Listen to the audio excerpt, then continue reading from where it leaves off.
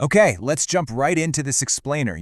We usually look at plants as, well, just passive, helpless greenery, right? Just sitting there in the soil, soaking up sun and water. But today, we're exploring some source material that completely shatters that illusion. We're going to look at a hidden world where plants are actively sensing, calculating, and communicating almost like ruthless military strategists. Honestly, by the end of this, your next walk through the woods is going to feel very, very different. So let's start with our first section, the silent cry for help, examining a cornfield mystery. To really wrap our heads around what's happening here, I want you to imagine a vibrant cornfield. A single caterpillar crawls up and bites into a stalk. Now, lacking a brain, lacking muscles, and being completely unable to run away, what exactly does the plant do? I mean, it can't swat the bug away, so it seems completely helpless. But it turns out it isn't helpless at all. It actually summons its enemy's enemies. Without any conscious thought, the corn plant reacts to the specific saliva of that caterpillar by releasing complex chemical compounds into the air. And here's the kicker. These chemicals don't harm the caterpillar. Instead, they act like a massive airborne beacon, specifically calling in predatory insects that love to hunt and eat caterpillars. It is literally a perfectly targeted distress signal. Which brings us to our next section, adapting to multiple threats, or complex chemical calculus. The source text highlights some brilliant research out of Wageningen University that shows how plants handle multiple attacks at the exact same time. And it's wild. Normally, if a bean plant gets attacked by red spiders, it releases a chemical to attract protective mites. But if it's being attacked by red spiders and whiteflies simultaneously, the plant dynamically alters its strategy. It actively reduces that mite attractant, a chemical called beta-ocimene. Why? Because the plant somehow just knows the mites are going to be distracted by the whiteflies, making them way less effective. It is literally multitasking its defense in real time. And, this isn't just some weird fluke in a single species. We're looking at a pretty massive global scientific consensus here. The text points out findings from Penn State, where they discovered plants send out bacteria-specific chemical messages. Then there's the University of California tracking airborne warnings, and Duisburg-Essen documenting anticipatory defenses.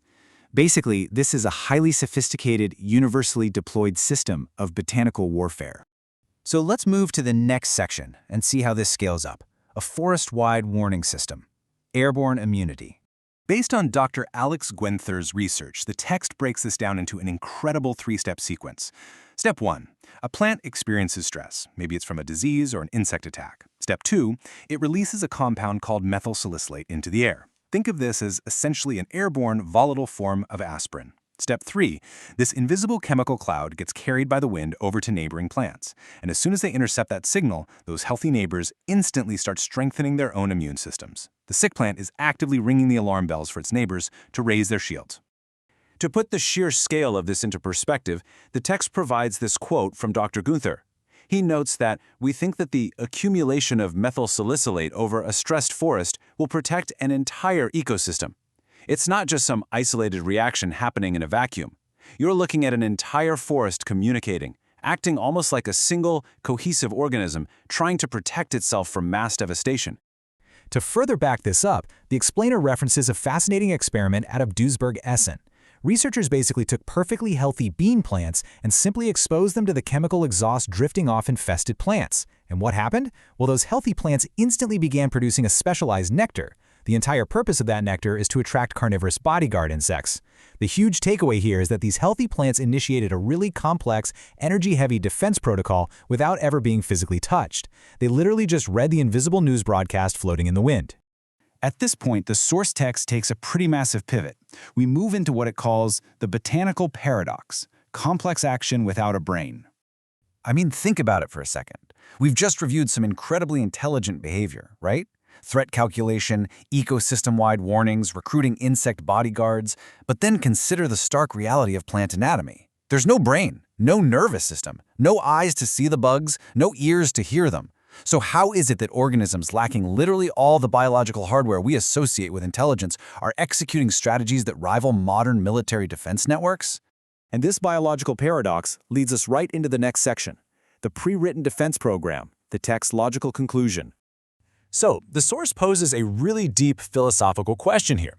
Did this highly specific, multi-layered threat calculus just, blindly assemble itself over time? Or is it more logical to conclude that each plant features a pre-programmed, intelligent defense system perfectly tailored to its exact environmental needs?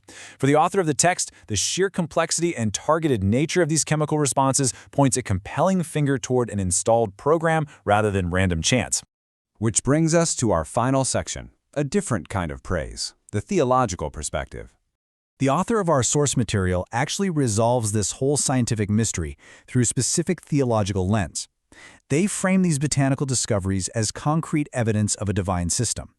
The text wraps up by drawing a direct connection to a verse from the Quran, Al-Isra, verse 44, which reads, "There is not a thing that does not glorify him with his praise, but you do not understand their glorification."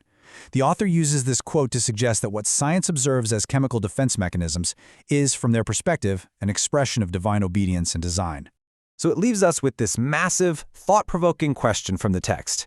Is this invisible chemical communication, these warnings on the wind, the targeted distress signals, the ecosystem-wide symphonies of survival, actually a profound, previously misunderstood language of glorification? It's definitely a compelling way the author synthesizes hard botanical data with a framework of intelligent design. As we wrap up this explainer, I really hope this has given you a whole new appreciation for the silent, yet incredibly vocal world of plants. Next time you take a walk in the woods, just remember, you might actually be standing in the middle of a massive, invisible conversation.